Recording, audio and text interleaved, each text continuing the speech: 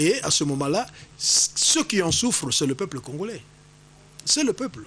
C'est le Congolais lambda qui en souffre. Puisqu'il faut bien voir, hein, nous sommes les leaders de l'opposition, les leaders politiques, mais nombreux d'entre nous n'ont pas de famille ici, n'ont pas de membres de famille ici. Et puis nombreux n'allaient pas se mettre dans la rue. Et c'est le Congolais, comme toi et moi, nos enfants, nos cousins, nos frères, qui allaient se mettre devant et allaient. Mieux vaut prévenir que guérir, que ce que j'avais dit. Je pense que c'est une bonne chose que la Senko ait annulé sa marche. Et je préfère aussi, je souhaiterais, même si c'est reconnu dans la Constitution, je souhaiterais aussi de l'autre côté, c'est-à-dire du côté de la majorité présidentielle, de comprendre la démarche de la Senko et d'en faire le même. Et l'opposition, une frange de l'opposition qui ne s'est pas encore prononcée, qui voulait aussi marcher, elle ne s'est pas encore prononcée jusqu'à ce jour. Mais il y a bien d'autres dates. Il y a bien d'autres dates. Pourquoi organiser des marches, 3 différentes marches le même jour du 16 février, mon cher ami? Et la Senko, l'opposition radicale, excusez-moi le terme, et la majorité présidentielle. Le même jour. Voyez un peu ce qui allait se passer dans notre pays. Est-ce que nous en avons encore besoin? Je ne pense pas. Alors, vous ne pensez pas? Bon, maintenant, hier, l'Église catholique avait une certaine position, semble-t-il. Et comment vous avez jugé le fait que l'Église ait sensibilisé les parties prenantes aux élections, sensibiliser les acteurs politiques que vous êtes, sensibiliser la société civile, les confessions, d'autres confessions religieuses par rapport aux élections? C'est tout à fait normal. L'Église doit être au milieu du village. C'est tout à fait normal. L'Église ne pouvait pas prendre une position partisane. L'Église ne pouvait pas être partisane dans la problématique que nous connaissons maintenant. C'est tout à fait normal que l'Église catholique se soit rétractée pour, évidemment, éviter le pire. C'est tout à fait normal. Mais je ne vois pas, en tant que chrétien, je ne vois pas l'Église catholique demander aux Congolais d'aller dans la rue pour manifester, tout en sachant que le moment était mal choisi et qu'il y a un clash, soit du côté de la majorité présidentielle. Nous avons connu beaucoup de choses. Vous avez vu ce qui s'était passé à Ndjili, quand l'opposition dite radicale avait organisé un rassemblement populaire en Ndjili. L'opposition dite radicale. Dite radicale, puisque, vous savez... Je vous le concède, je n'ai fait que comprendre c'est le terme qui... Nous le voyons. Vous voyez sur les panneaux dans la rue. Vous voyez, bon, je ne vais pas citer son nom, c'est un ami, mais je ne vais pas citer son nom aussi. Mais pour ne pas le citer, je vais le faire quand même, pour éclairer un peu nos téléspectateurs. Vous avez vu, les panneaux sont là. Mon ami Franck Diongo écrit opposition radicale. C'est clair, c'est bien écrit, et tout le monde le voit. Donc, vous me le concédez, merci. Mais ce n'est pas moi qui ai inventé le terme radical. Le radicalisme est là. Et il y a ceux qui se proclament opposants radicaux. Alors, nous le concédons, ce terme-là de radicalisme. Alors, mais nous restons l'opposition républicaine parce que nous savons qu'il y a des problèmes qui doivent être résolus. Et nous sommes là pour ça. Alors, le dialogue pointe à l'horizon, M. Ben Kalala, le dialogue pointe à l'horizon, mais il y a la classe politique qui reste un peu divisée, notamment chez vous, à l'opposition. Que faire ou comment faire pour qu'on ait un dialogue inclusif? Chacun doit mettre un peu d'eau dans son vin et placer les uns avant toute chose, puisque c'est ça le mal. Il y a des ambitions. On ne refuse à personne d'avoir des ambitions. Chaque Congolais ou chaque être humain a droit au rêve. On doit rêver. On doit avoir des ambitions. Mais des ambitions démesurées, c'est ce qui n'est pas bon. Nous ne parlons pas encore d'élection présidentielle, mais déjà, comme vous l'avez dit, du côté de l'opposition, l'autre opposition ou l'opposition, il y a déjà des divisions. Il y a déjà des gens qui se sont prononcés, plébiscité candidat président de la République. Mais c'est leur droit. C'est leur droit le plus absolu. Chacun est libre d'avoir des ambitions. Mais jusqu'au moment où le Congolais comprendra qu'il faut faire pour le pays, il ne faut pas que le pays fasse pour eux, jusqu'à ce que nous arrivions à ce point-là, il y aura des problèmes. Il y aura des problèmes. En 2011, l'opposition était soi-disant partie aux élections en ordre dispersé. Nous avons connu le résultat. En 2006, il y avait 33 candidats de l'opposition. Dieu merci, en 2011, le nombre était réduit à 11. Espérons que cette année 2016, ou quand nous aurons des élections, espérons que cette année, nous n'allons plus revivre des scénarios de 2006 ou de 2011. Alors comment vous pouvez nous expliquer un peu ces phénomènes au niveau de votre classe, votre famille politique? L'opposition, en tout cas, vous avez des dénominations, en tout cas vous êtes, passez-moi le terme, expert à la recherche des mots ou des qualificatifs, opposition citoyenne, opposition républicaine, opposition radicale, opposition ceci, opposition cela. En fait, selon vous, c'est l'expression de la démocratie ou c'est l'expression d'une certaine gloutonnerie politique? Non, moi je pense que c'est l'expression de la démocratie. Aux États-Unis d'Amérique, d'où nous venons, nous avons les républicains et les démocrates, et à part ces deux grandes familles politiques, nous avons les écologistes, nous avons des green tea, mais parmi les démocrates, il y a des démocrates qui sont ce que nous appelons là-bas des démocrates modérés. Il y a aussi des démocrates qui sont un peu plus ce qu'on peut appeler radicaux. Donc c'est tout à fait normal. Même les républicains.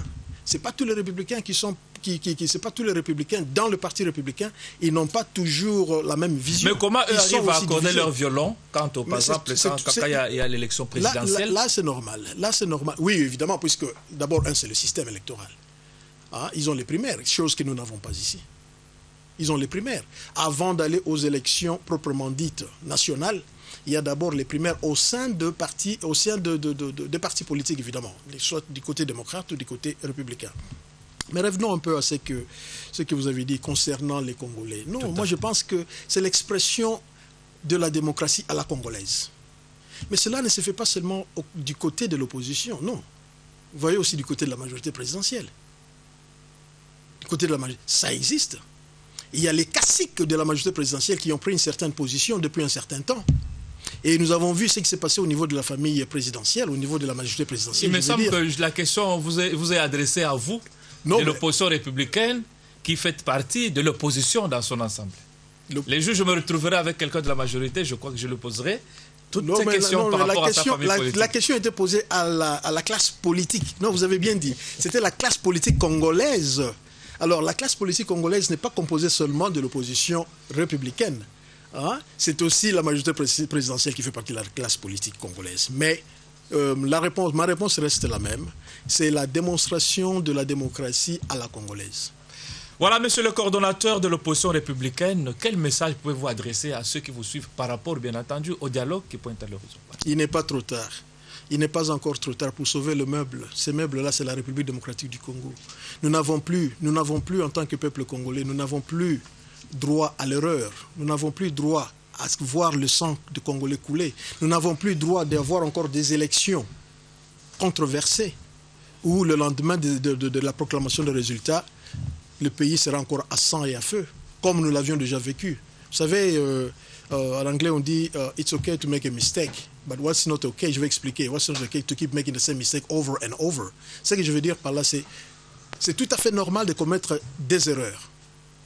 Mais ce qui n'est pas normal, ce qui n'est plus normal, c'est de commettre la même erreur plusieurs fois. Alors, à ce moment-là, j'appelle à la population congolaise et à la classe politique congolaise et de l'opposition et de la majorité présidentielle, pourquoi pas la société civile, de bien saisir cette occasion pour que nous puissions éviter quoi que ce soit, surtout pour le peuple. Plaçons le peuple d'abord.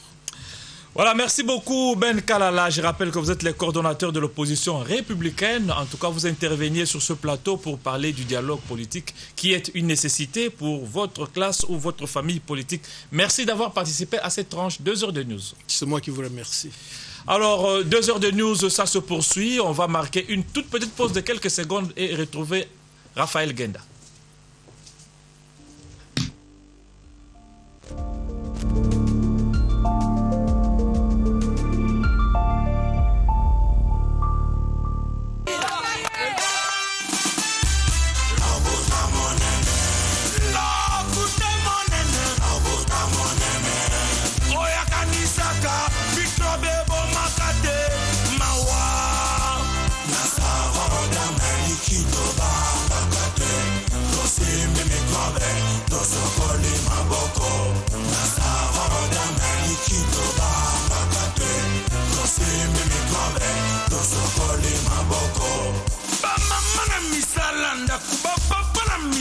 maboko bana na kosakana pona nini bozo banga te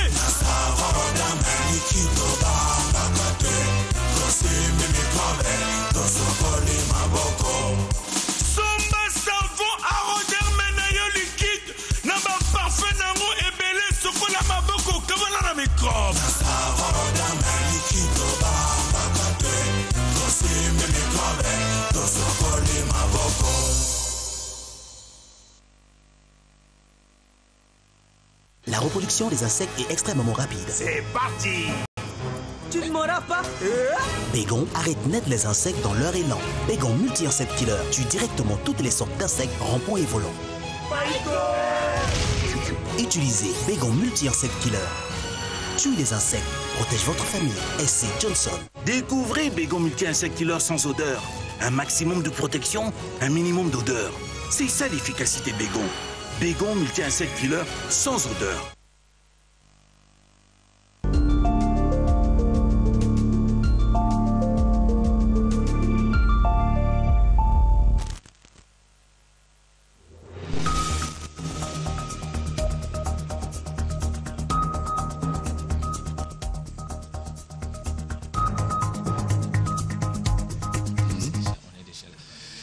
Voilà, 2 heures de news, ça se poursuit sur ce plateau. Nous avons notre deuxième invité, Raphaël Guenda, qui est un compagnon de Mzee Laurent Désiré Kabila. En tout cas, il était le tout premier ministre de l'information sous Mzee. Bonsoir, monsieur Raphaël. Bonsoir, Jacques. Comment ça va? Très bien. Et vous? Ça va, ça va. Voilà, il y a de cela 15 ans que disparaissait Mzee Laurent Désiré Kabila, votre compagnon de lutte. Alors, aujourd'hui, quand vous pensez à lui, quelle représentation vous faites? Bien, d'abord, pour commencer, je dois vous remercier de m'avoir invité. Ça fait la deuxième fois. L'année dernière, vous m'avez invité. Deuxièmement, aujourd'hui. Et ça prouve que vous avez besoin de connaître des réalités historiques telles que ça s'est présenté en ce qui nous concerne et en ce qui concerne plus particulièrement Mzee Laurent Désiré Kabila.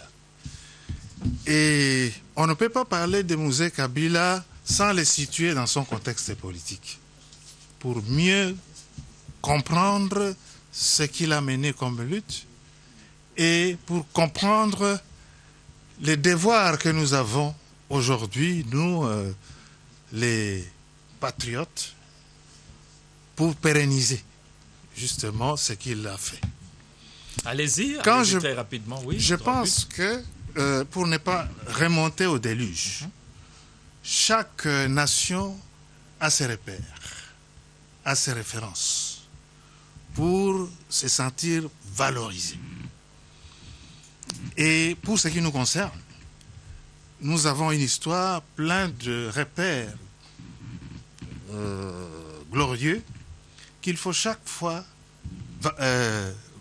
remémorer, commémorer. Et aujourd'hui, en 2016, il y a 3 dates qu'il faut retenir. Le 4 janvier, et puis le 16 et le 17 janvier. Sans oublier les autres dates plus importantes, c'est-à-dire le 30 juin et puis le 17 mai 1997, qui sont des dates qui valorisent le peuple congolais. Alors moi je pense que Mzee est parmi les acteurs qui ont marqué notre histoire. Quand on parle de l'histoire de notre pays, Mzee fait partie de ceux qui ont marqué cette histoire par leur action politique pour valoriser justement les Congolais, pour qu'ils aient des repères véritablement valorisants. En tant que collaborateur le plus proche de Mzee, votre question m'embarrasse un peu parce que je me demande, il y a tellement beaucoup de choses à dire, qu'est-ce que je peux privilégier? Voilà, privilégiez-nous un peu l'héritage politique de Mzee. Quand vous êtes venu, vous avez travaillé, Mzee est parti. Selon vous, qu'est-ce qu'on peut considérer aujourd'hui comme héritage politique que Mzee a légué à la postérité? D'abord, il faut définir Mzee. Il faut d'abord savoir que Mzee, c'est un patriote, c'est un nationaliste et un révolutionnaire. C'est un homme d'action. Quand Lumumba est mort, et ici je résume, parce qu'il y a des fondamentaux qui doivent... En tout cas, vous êtes obligé de résumer puisque nous sommes presque à la fin de notre temps. Malheureusement, il faudrait qu'un jour, il y ait des émissions, plusieurs émissions, hein, On va le faire. sur ces thèmes-là. On va le faire. Pour Mais maintenant, qu'est-ce qu'on peut éduquer retenir, notre oui, population, l'héritage politique n'est-ce de pas? Mouzé. L'héritage politique de Mouzé Laurent Désiré Kabila, c'est tout simplement son action politique, ses convictions politiques et ce qu'il a réalisé sur terre. D'abord, Mouzé Kabila, après la mort de Lumumba, c'est lui qui a repris véritablement les flambeaux pour mener la lutte de libération. Je ne dis pas qu'il n'y a pas d'autres personnes qui ont marqué aussi cette période-là d'après Lumumba, mais je dis tout simplement que c'est Mouzé qui a été beaucoup plus conséquent, en ce sens que il a refusé d'évoluer dans le cadre juridique du système que les puissances étrangères ont mis en place dans notre pays. Et il a décidé de mener la lutte pour rétablir les nationalistes patriotes au pouvoir. Et c'était au prix de beaucoup de sacrifices. Vous m'avez dit d'être très court. Voilà. Il y a beaucoup de choses à dire là-dessus. Et il a mené la lutte jusqu'au 17 mai 1997. C'est la preuve, n'est-ce pas, de sa conviction, n'est-ce pas, au patriotisme, au nationalisme que Lumumba avait incarné. N'est-ce pas? Vous souvenez-vous, quand Jeune Afrique avait posé la question, avait interviewé Mouzé, il avait dit qu'il avait rappelé aux journalistes que quand Lumumba est mort, Mouzé est allé voir sa mère. Il a dit à sa mère, maman, Lumumba est mort, mais moi je serai le prochain Lumumba. Et comme par hasard, ou vous pouvez constater, la réalité a été pratiquement a confirmé sa prophétie, si j'ose dire. Voilà, la réalité a confirmé sa Donc prophétie. c'était un nationaliste et un patriote et un progressiste. On peut entrer dans les détails, mais c'est ça qu'il faut retenir. Il faut être patriote d'abord. C'est patriotisme, c'est-à-dire aimer sa nation et ne pas la trahir. D'ailleurs, le mot célèbre de Mouzé, ne jamais trahir le Congo. Est-ce que justement ne jamais trahir le Congo aujourd'hui, c'est pas un slogan creux? Est-ce que ça se vérifie encore aujourd'hui?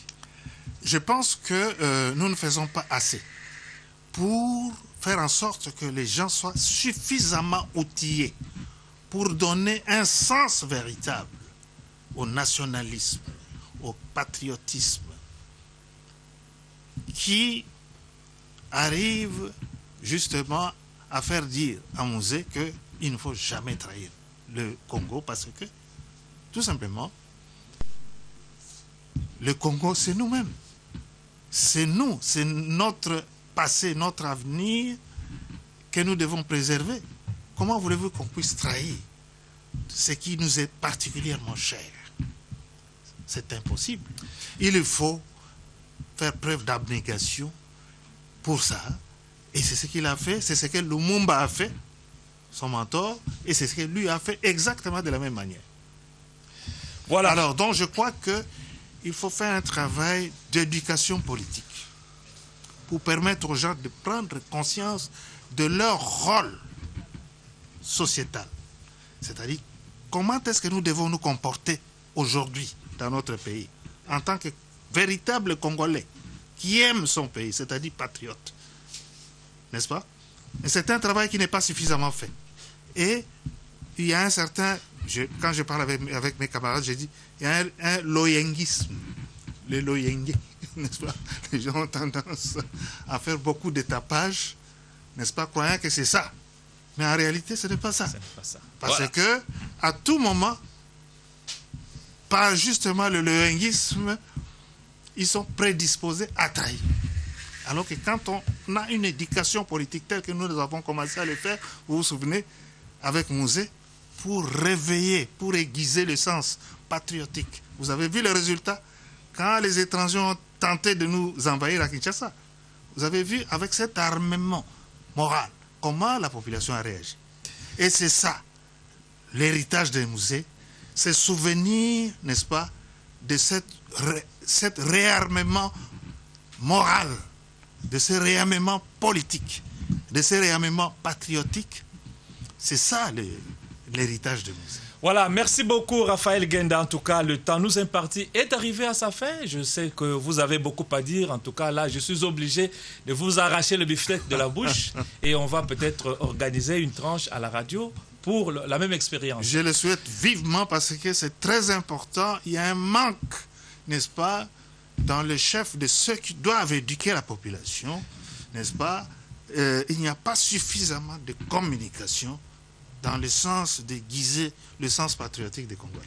Merci beaucoup. 2 heures de news. La première partie est arrivée à sa fin. En tout cas, nous recevions pour vous le deuxième invité, Raphaël Guenda. Vous le savez, pour ceux qui ne le savent pas, c'est l'un des compagnons de Mzee Laurent Désiré Kabila. Il était le tout premier ministre de l'information sous Mzee. En tout cas, 2 heures de news. La première partie est arrivée à sa fin. Vous retrouvez tout à l'heure à 19h Suzy Kibira Omari pour la grande édition du journal télévisé. Quant à moi, je vous retrouve prochainement. On se retrouve. Merci. Bon, alors...